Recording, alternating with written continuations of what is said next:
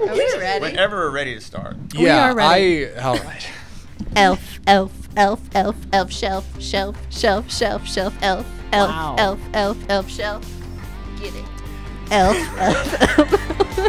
Not one other kid in this neighborhood does chores. You're gonna get in trouble, Murtaugh. Hey, Ma! We get some meatloaf! He started it. Mom! What? Shut up! What is the matter with you? I know it's a school night, so we're just gonna get right down to it. So welcome to Will They Ever Leave? I'm talking about these two girls in the red. I'm Harry Harrison. With me is Kristin Marin, one little thing, and Kathleen. And You can't even get my first name right anymore. Kathleen, and childless, godless, brideless, Christmasless, No, you know, All so, right. so holidayless, Now you've crossed a line. spiritless. So normally this show is always about how to raise your children into adulthood, how to teach them honor and independence, how to get them, motivated to face the adult world, equip them with all the things they need. This is not that show. Not today. This is so weird. It's proof I've lost control of this. So I'm going to turn it over to one of the red elfskins to explain what is happening, because I don't know. So we are going to discuss today one of the more recent American traditions, the Elf on the Shelf. Yeah. So Harry, a Harmonizing, little Harry. history, about lost Elf on the control. Shelf. He actually turned 12 years old this year. I didn't know he was alive. Started He in lives in each of us. 2005, and it was actually this woman.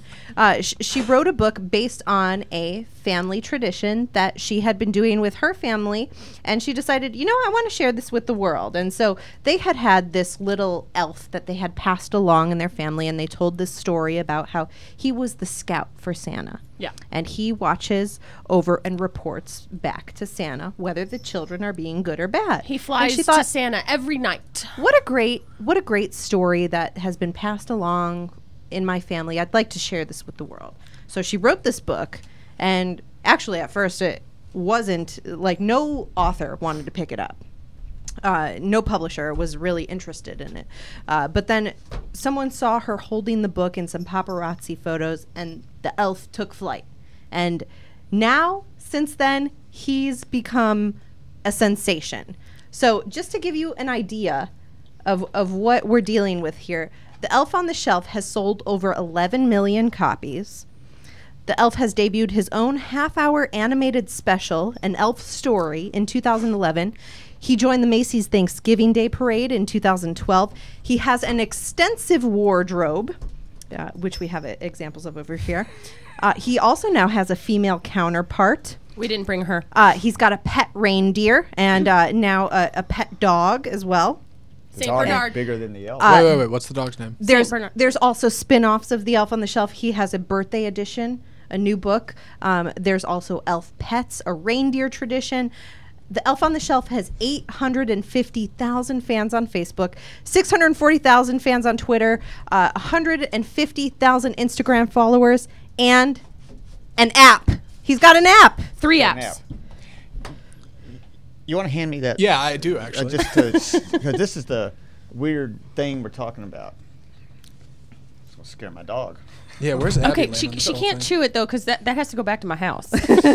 So this is Elf on the Shelf. That's This is him. what this segment is devoted to. This little guy. The entire segment is devoted to the Elf on the Shelf. Now, So the reason that this has become a parenting phenomenon, I think it's a marketing phenomenon myself. well, it's amazing. That's fair. I think I like the idea behind, the fact that there's somebody watching who's reporting back to Santa, so it encourages that, good behavior from the kids. The elf is there. He's watching. Nanny and state. He's in your bedroom. So he can see what's Oh my going God, on. it's an elf! He Okay. sees you when you're sleeping. So let's talk about the tradition of the Elf on the Shelf in my household. We've only been doing this for a few years. This stupid thing has to move every single night. And I forget. So my daughter will wake up for breakfast and she'll be like, Mommy, why didn't he move? And I'd be like, oh, he just really liked that spot, Mommy. I don't know what to tell you. Sometimes when I remember while we're driving home, which is going to happen tonight because that came from my house, I'll be driving home and think, I have to move that stupid elf. So I will literally say, here, Julia, go get the mail. And I will run in the house and then grab the elf and then move it somewhere, shove it somewhere, anywhere that's different, because it's supposed to go someplace different. So the reason the elf has to move, just to summarize the elf story in short, elf comes into the house. He's watching children to see if they're good or bad. Each night, he flies back to the North Pole to report to Santa, give them a report on the children's behavior, and then in the morning he flies back home and hides in a new location in the house. And so because that's the story, parents have started, doing crafty things with the elf and putting him in different poses and position him in different ways and showing him doing fun games and things. And it's become like this crazy Instagram mom battle as to who can have the most creative elf on the shelf pose. And if you go on Pinterest, you can see, pages devoted to how to set up your elf on the shelf. But is that guy that was on, is that the elf on the shelf? That is the elf on the shelf. He is the elf on the shelf. So how many ways can you make this guy pose? Is that the deal? Well, they'll set him up like one set him up on the bathroom toilet, and it says, ho, ho, ho, who's got to go. And then there was another one where they did an entire setup like that Drake, Call Me on the Telephone, music video he did. They set it up like that. I mean, I've got a couple ideas, but again, Kathleen's the lazy mom, and so this thing barely moves. So the thing about lazy momming, there's actually this whole camp of people who forget to move the elf or who are tired of moving the elf. And so they've embraced this thing where they'll show the elf with a broken leg or put a Band-Aid on him and say, elf is sick. He won't be moving for the next 10 days until he gets better. And he's not going to get better until the children start behaving. And so this is how parents are getting really creative with their parenting, but also in a lazy fashion. Right. So the elf becomes the parent and not the parent. Correct. Mm-hmm. Okay. Look, parents get as you are. Parents get so caught up buying gifts, they can't be expected to watch their children. Right? Shenanigans. They get so busy. But, okay, so I already have the whole elf on the shelf thing with the book and, the elf. And so I bought this because I wanted to give it to charity. And between that and the dog, because we have a charity event this weekend, and the Hawaiian shirt and the elf on the shelf letters to Santa... Oh, wow. Yeah. Take a guess, Zach, at how much money I spent on all of the shenanigans right here. I'm going with easy, $250. Oh, wow. You're swinging high. I'd have gone $45 retail. 100. 100. 100? 100. This thing is like $35-40. The actual elf on the shelf, the initial kit is $35-40 And does that guy Walmart. come with it? Does that? Yeah, he comes with it. See, he comes in. Oh, he comes It's in. a package All right. deal. Yeah, the elf comes So with the book. Have the Chinese tried to And a couple of duplicate Elf silica on the packets. Shelf? Or is No, they're the ones making it. Remember that. of course. All right. I mean, it's an American tradition. Made in but- Japan. Made in China. But you're an author. Yes. What is your Bangladesh. perspective on something like this that they couldn't get published, nobody wanted to look at it, and now all of a sudden it really is a worldwide phenomenon? Well, it goes up there with Harry Potter. J.K. Rowling couldn't get that published either. It's like I said, this is a marketing phenomenon, and so you have this elf, and what this woman was thinking, I don't want to share this with the world. She was thinking, I can make $1 billion by writing a book and marketing and merchandise, and parents are going for it, especially moms. So, do you see any change in your children with this elf on the shelf? Again, Kathleen is the scary one. I mean, let's face it, honestly, like you do tend to be like your parents, right? My parents are both colonels, and my mother still scares the bejesus out of me. Is that a coonskin happy one? It's not coonskin, but it's close. Thanks for paying attention to my story. Anyway, so no, as a mom, I don't do the Santa thing. I do the Santa thing. I take her, and it's fun. It's part of the magical experience of her Christmas time. But I don't say, Santa's watching, you better behave. That just isn't something that occurs to me in life. And that's, I guess, why I don't really care so much about moving this stupid elf. So there's an interesting spin on this as well, Harry. There's some arguments out there that the elf on the shelf is teaching kids how to live in a surveillance state. Nanny state. I was thinking 1984 when we were talking about this. Yeah. Because he's always watching. I mean, if you're out on the street, you're always being filmed by cameras. What do you think about that? Well, I guess you can take anything to an extreme, like a mother buying this stuff and Pinteresting it and trying to make other moms jealous by the way they Instagram creatively do Elf on the Shelf. We tell kids to turn off all their the phones time while to turn we're off their phones while we're in a broadcast. Yes. And Elf on the Shelf is coming for you, Kristin. It's the work phone. Right. We're too popular. I think that's not really the thing. I mean, I don't see kids living in fear of surveillance on the streets. No. Not that, because we're already doing it anyway, but I don't see where Elf on the Shelf gets it. Well, let me tell you why I like Elf on the Shelf, because I actually put one of as a parent, you like this. I put one of these on Will's Christmas list this year, and Will's too young to do Elf on the Shelf this year, but I thought if we get it, then we can start doing it next year or the year after, whenever he kind of, is talking and figuring out all that Christmas has to offer. I like the idea because it encourages good behavior. If there's somebody who's going to be keeping an eye on him, that's kind of incentive for him to be behaving this. And I think it's just like a fun family tradition. Like, moving the elf can be a fun thing. And this past weekend, I was actually visiting my mom, and a bunch of my family was over. We bake holiday cookies every year, and so we did this holiday cookie celebration, and so all the family was staying over. And my little cousin, Diego, spent the night, and so his mom moved the Elf on the Shelf for him. And the next morning, he was just so excited, and he was, telling my mom how the Elf on the Shelf moved, and he put up all these decorations, and he decorated the Santa Claus. And I mean, we didn't even do anything, but he saw something the next day that he didn't notice the day before, and so he made up this story in his head that, the elf put those decorations up, and he was very excited about it, and that was, it was cute to see. That's cute. Yeah. And I think that if you moving the elf around, that's cute, and I can see where kids get into it. I think that if you're using this to discipline, when I say discipline, truly discipline, discipline your kids, and you better be good. What do you do when it's not Christmas and the elf goes away? So now the kids are left on their own to behave like however they want to. Well, and I think you're 100% right. We were talking about Christmas toys and spending too much and guilt and this, that, and the other. And if you sit there and you say only at one point in the year you need to behave because of X, whether it be the Easter Bunny or whatever.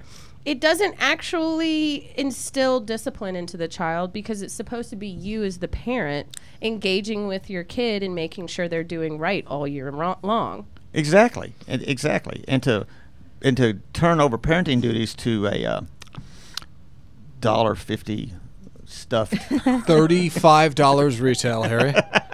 Stuffed doll, I think, is not really. So now this is where I think parenting. The Elf on the Shelf goes overboard. If you're spending the money to buy the elf clothes, charity. Like, he's not a Barbie doll. Charity. He doesn't need that. He doesn't need a pet. Like, I like the idea that he's a Christmas tradition, and he's, something to encourage good behavior over the holidays. But again, he needs to go away. He doesn't need to be year-round. He doesn't need to have a full closeted wardrobe.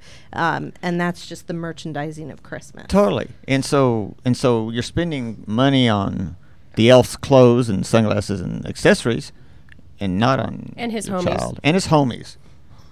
The Saint Bernard of I'm Christmas. going to ask brideless, childless, godless Zach, is this as crazy to you as it is to me?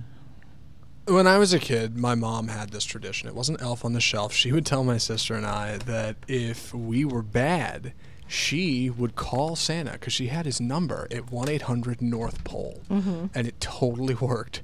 We went for it every time. And the issue that came up with this was that my mom's a teacher, and a few years ago, she would say this to her classroom kids. I'm going to call 1-800-NORTH POLE. I got the line. So some kid goes home that night, and he, sure enough, thinks he can get on the line with the big man, so he calls 1-800-NORTH POLE, and surprise, surprise, it was a sex line. Oh, my God. Christmas can be a dangerous thing. How old are the kids that she teaches? 2nd grade. Oh, my goodness. So I think as a Merry family Christmas. tradition, I don't think it's necessarily Christmas tradition after 12 years. But as a family tradition, I think it's harmless. But I think it becomes, if you're using it to parent your child, then I think it becomes kind of a weird thing. Yeah, and Elf, it's hard for us to relate to because Elf on the Shelf wasn't around when any of us are kids, but now it's become kind of a staple of Christmas tradition for kids who are growing up now. Yeah. And as a parent who I was on the playground yesterday talking to some of the other parents because I knew we were doing this podcast today, and the other parents are just like, I hate this stupid elf. You know, I mean, it's kind of one of those things. It's they like, feel like they have to do it now Yes. because all the other kids are doing it and they're all talking about it. It's like Santa. If Santa was right. at the mall, all of a sudden now we have to talk about Santa because he's at the mall and, you know, every kid is seeing him at the mall. And the reason why I say it that way is because, you know, right now you're in the baby love stage. You don't have the they're talking back to you stage, which adds she doesn't so have much the 2 fun. or the Oh my gosh. 13-year-old. Or But what this particular parent, obviously she cares because she's still doing it. And she's still taking her kid to see Santa. And I sat there at North Park from 8 in the morning to 1 o'clock in the afternoon to get to see Santa. Yeah, it happened the other day. So you fell for it too? Oh, yeah. Okay. Oh, Right. yeah. Oh, Just no. locked in. Okay. Oh, no. And I'm not denigrating that. I'm Right, not, no. I'm not. I'm one putting- of those suckers. Hello, who I could have just printed out pictures of these things, but no, I actually went and bought them. Okay? And I keep telling myself it's for charity, but really only one of them's going. Right. It's going to go right to my I shelf. like that, like his little hands wrap perfectly around like a handle of gin. So has this become kind of a contest on Instagram of who? Huge. I think it's definitely like a parent war thing, like, Yeah. you know, mommy who can be like the coolest mommy This- and come. And I've seen actually moms and dads battle each other. So there'll be 2 elves because there's 2 kids. So each kid gets an elf watching over each kid. And so the mom will set up the one elf and the dad will set up the other elf. And they'll post side by side pictures on Instagram and say, you know, whose elf setup was better, mom's or dad's? Vote. And people vote. Yeah. People vote. People Yes. do vote. Wow, So really? It's become like Oh, a yeah. parenting yeah, a war. little bit of like favoritism in there. Or like Wow, it's okay. like a little, Mommy's you know, cooler than household- daddy.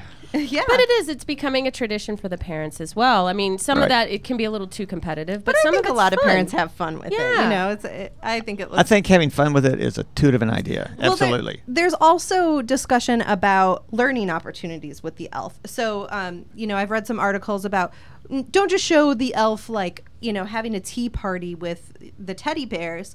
Why don't you show the elf doing something that you want to engage your child in a conversation with? So, you know, your little girl is going to have to go to the optometrist and get her eyes checked. Let's set up the elf showing him doing an eye test to get them familiar with the idea. And then that opens up a conversation about it. She's more engaged with Well, that's her like a- 7-month-old than that's I am like with a- my 8-year-old.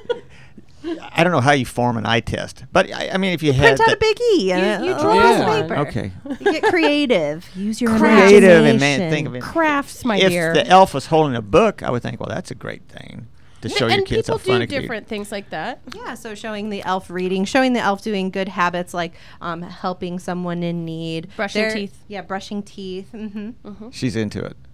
She's way more into it than I am. I'm the one who has to move the stupid thing, all right? Every morning I wake up and I call Sarah and I'm like, Sarah, did you move the elf? Don't forget the elf. Move the elf. So has the elf been always like in Julia's Christmas since she was born? Third Christmas. Third Christmas. Third Christmas. Because once again, she became aware of it. I was not aware of it. And she became aware of it. She started asking for it. She is asking about the elf on the shelf. And the reason why I initially really did engage in it is because it has a book. And I'm that awful mom who gives books to all the kids at their birthday parties. And so if she wants a book, I'll get her a book. That's a good mom. Still awful. Because it's not the slime that everybody wants right now. The what? Slime is the big thing. What? It's Slime. been Elf. It's been replacing Elf on the Shelf. Glue with borax. Oh no, this is No, the no, no. Hatchimal replacement. It's like a real thing. Oh no, this is huge. What is Oh it? yeah, it's slime where the kids make slime with Elmer's glue Make and your own borax. slime. Right. And it's like Silly Putty or Play-Doh. And whole YouTube channels are dedicated to this. Harry, this may have already been asked, but catch me up to speed here. Because you had parents. Yep. Did they do anything like this for you? I mean, there have been No, family they traditions just like shoved families. us out into well, the yeah, but like yard. families like go caroling Told us and to things. I decorate don't the know, or like shrub. gather around the fire. Like, was there any kind of familial Christmas traditions that were anything what was like this? I'm more curious to know kind of what was the Christmas discipline. Yeah. And then also, Did in you your have experience anything like as a that from parent, your- yeah, did you do No, anything for your kids? no. It was just like Santa's watching every move you make, and if you screw up, you're going to hell. But that was like. Did you write handwritten letters? We to did. Santa? Yeah. Yeah. See, We that's a did. thing. Yeah, we wrote letters. That's something. Yeah. I remember one Christmas in particular where my brother and I got letters from Santa about our behavior. Oh my. Basically like addressing us like, you guys weren't very good this year, and if this continues, I'm not going to be coming next year. So my. it was kind of like a warning letter from Now, Santa. I'm not saying parents shouldn't resort to manipulation. That seems perfectly fine. Zach, I'm you sure look we all do. horrified. I mean, there's a difference between like one letter coming in the mail and like a state of constant paranoia Right.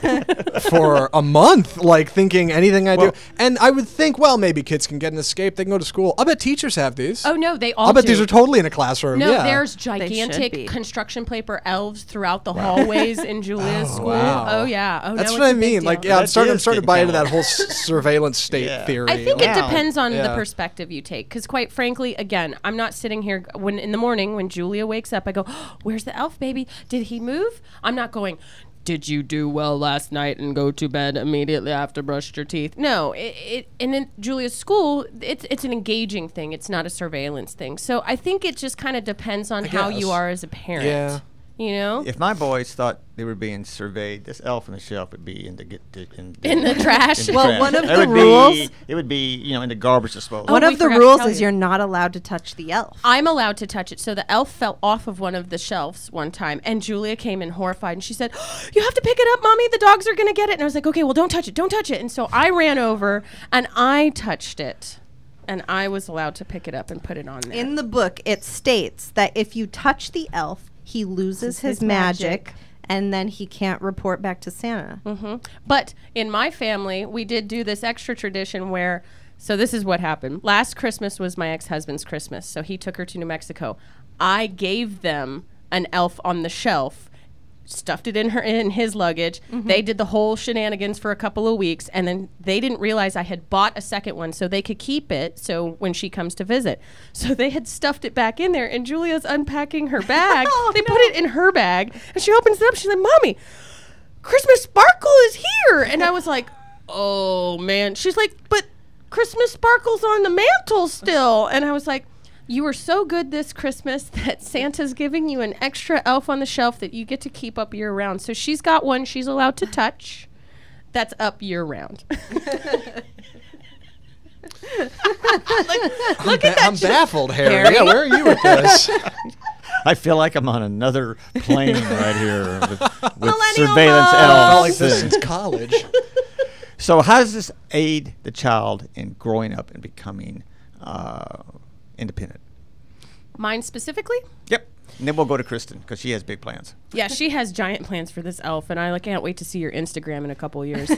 But for me, it's just another one of those elements of having the magical thinking as a child. I'm trying to really let my daughter have as much time as a child and not have to worry about the world and grow up too soon like I did. And so for that, it's just another element like Santa to I make think her magic feel and happy. fantasy are wonderful. in I child's agree. life. Like Christmas think is it's about wonderful. wonderment. It's about imagination. It's about belief. And all of those are really important elements of childhood that you lose very quickly. And so, yeah, kind of capturing that moment of childhood as long as you can. Absolutely. And it's important for kids to have that. I think we've Absolutely. talked about that in a previous Yeah. episode. Children that have no sense of imagination just Flounder. aren't children. And she's 8, so we don't have many more years of this type of shenanigans Right. where she really believes in magic and Santa and the elf on the shelf. So I'm trying to, love it as much as I can. I just still don't have the time nor the patience to do the Instagram competition. Can this be taken too far by a parent and you guys, this elf is watching you, I'm Yes. going to go away for a while? Absolutely. Because here's the deal again, and I'll state it again. The discipline we instill in my daughter, we do co-parenting all year long. I do not use that, nor do I use Santa as a surveillance state for her.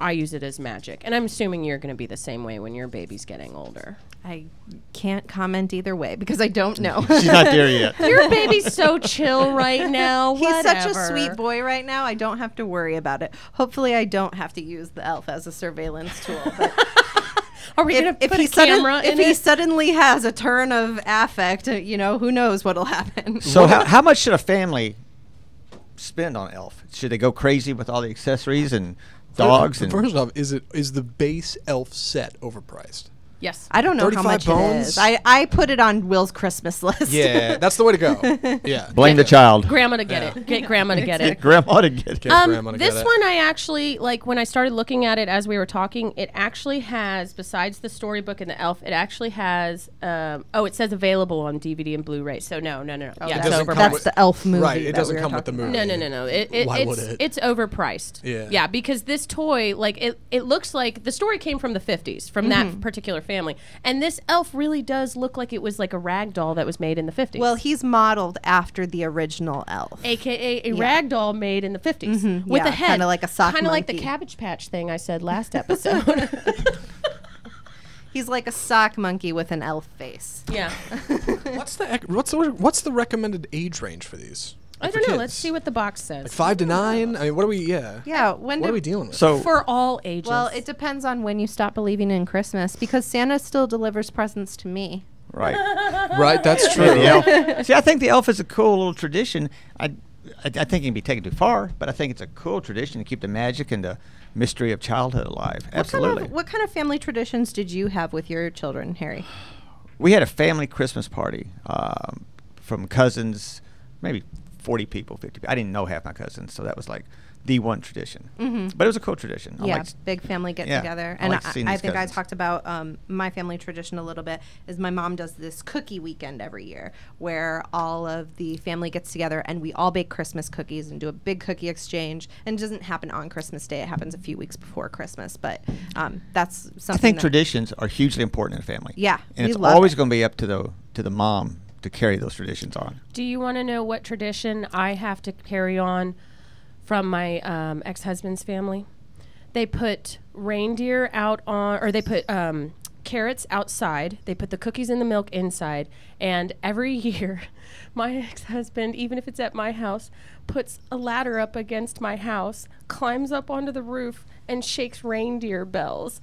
And I'm like, and she's always awake, and I go, "Oh, we gotta go to sleep. That's the reindeer. That's Rudolph." And we like hug even tighter. And that then sounds really That's dangerous, awesome. but awesome. That's awesome. That's fantastic. That's why he does it and not me. Now, when you were a child, did you ever do things to, when you were kind of getting to that age where you're not sure if you're still believing in Santa or you're starting to question, did you ever do things to like test the waters? I remember asking for one year I think I asked Santa to leave, a bell from his sleigh. And another year, So you were losing belief when you were like 7, 6. I needed evidence. I needed Ever evidence. the pragmatist. No, my thing was I tried to stay up for Santa. And I mean, every year I'd be laying in the pull-out couch in front of the tree and the presents, and I'd be like, I am going to stay up and make it on. No, it never happened. I know. The tradition, I guess the tradition we had as a family with my sons was Dad was building something Christmas Eve. If you have not put together a trike. It is like putting together a nuclear reactor. And you have 8 hours to pull it off. Zach, she can't rip that apart. Little Abby is the destroying the elf elf. The elf cam will be posted along with the podcast. So what we're telling moms and dads is that traditions are important. It's important to keep the magic and mystery alive as long as you can. Let them be. I think you're right. If there's anything about today that can about smartphones is that they can destroy the magic. Absolutely. And so I think it's up to the parent to keep the magic alive and to keep the mystery alive as long as and the wonder alive. And a child that is in wonder is going to have a very nice life if he can experience So if wonder. Elf on the Shelf had been around when your kids were kids, do you think you would have played along? I'm sure. His wife would I'm have sure. surely my wife played would have. around. It's a really cute. I think moving the elf. I think that's all cute. I think I can see where moms and kids get into it. Mm-hmm. So it's like anything else. It's the perspective and the angle that you take on whatever it is that we're doing. Right. Because this one can be the nanny state, as Zach is so terrified of it. I mean, did I say that? The look on your face. There are I think- actually elves that come with cameras, and then you can monitor them. Oh, I'm right. just kidding. Excuse me for thinking That's why it's raising 50. children through paranoia is like. I know it happens anyway, but like actively. You know what? Never mind. I That'll don't have be a kid. next I don't year. know. Yeah, you guys do your parent You'll get thing. to have fun with the manipulation when I'll you figure it have one. out. Yeah, I'm just gonna stay back and observe. Well, this has been an Play with the enlightening dog. discussion of strange objects. It's true. It's true. I want to Strange thank indeed. my wonderful guest, Strange and expensive. Kristin Marin. Thank you. Kathleen Noor, and Zach. Thank you so much for your production. We will be back on the air when? After Christmas. After Christmas. Y'all have a Merry Christmas. Merry Christmas, everybody. Bye.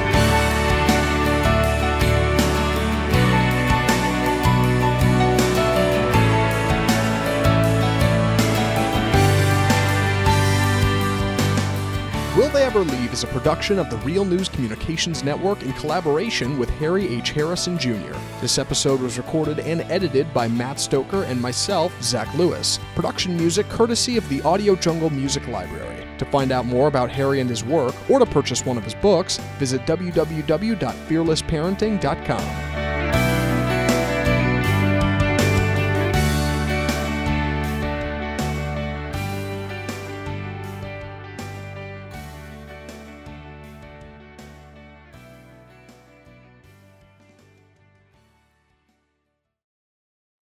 You're listening to RNCN, the digital destination for premium talk radio.